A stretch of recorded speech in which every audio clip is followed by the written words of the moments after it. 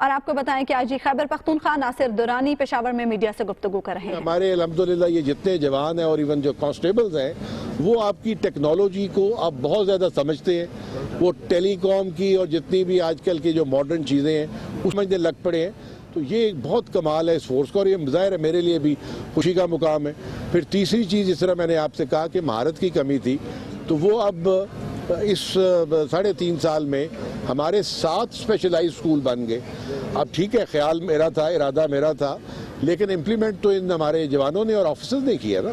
اب ان کو نہ صرف فنکشنل کیا، آپریشنل کیا، بلکہ اب اس میں دوسرے اداروں کے لوگ جو ہیں وہ آ کے وہاں پہ تعلیم حاصل کر رہے ہیں۔ جتنے بھی باہر کے لوگ ڈفرینٹ آرگنائزیشنز آ رہی ہیں وہ یہ دیکھ رہی ہیں کہ یہ ادارہ کس طریقے کے ساتھ کتنے محدود وسائل میں رہتے ہوئے کتنا بڑا کام کر رہا ہے۔ اور اس وقت جتنے بھی سروے ہوئے ہیں، چاہے وہ ہمارے اپنے پاکستان کے ہوئے ہیں یا انٹرنیشنل سروے ہوئے ہیں، ان سب نے یہ کہا ہے کہ اس وقت اگر کوئی ماڈل پولیسنگ ہو رہی ہے تو وہ خیبر پختونخوا پولیس میں ہو رہی ہے، اور ظاہر ہے پولیسنگ یہی پولیس آفیسر جوان کر رہے ہیں۔ آئی صاحب یہ بتائیں کہ آپ نے جو سسٹم لے کر آئے تھے رینٹ آرڈیننس والا،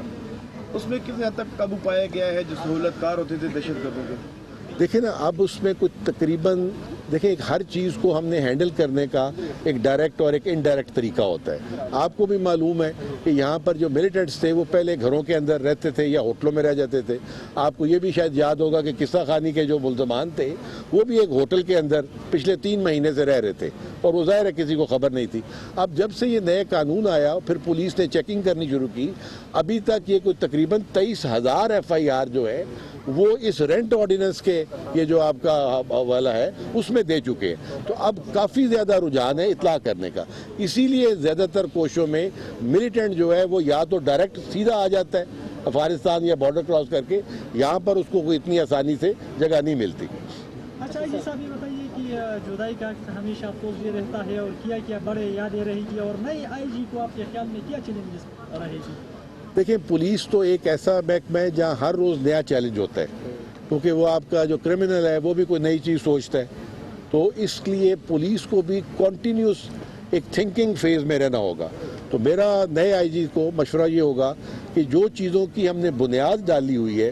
اس بنیاد کے اوپر کنٹینیوس وہ کام کرتے رہیں، اور اس کے بعد اسی کے اوپر جو نئے چیلنجز آئیں ان کو پھر نپٹنے کی وہ کوشش کریں۔ آپ کو یہ ان کو میرے لیے مشورہ ضرور ہوگا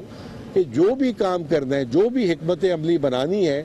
وہ قانون کے دائرے کے اندر رہ کے بنانی ہے،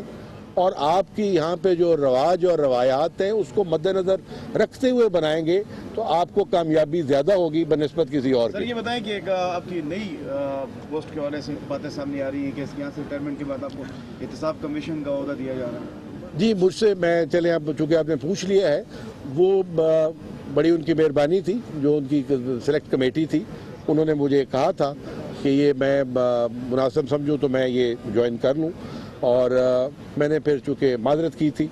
کہ میں واپس جانا چاہ رہا ہوں، تو اب جس جگہ میں نے 3.5 سال خدمت کر لی ہے،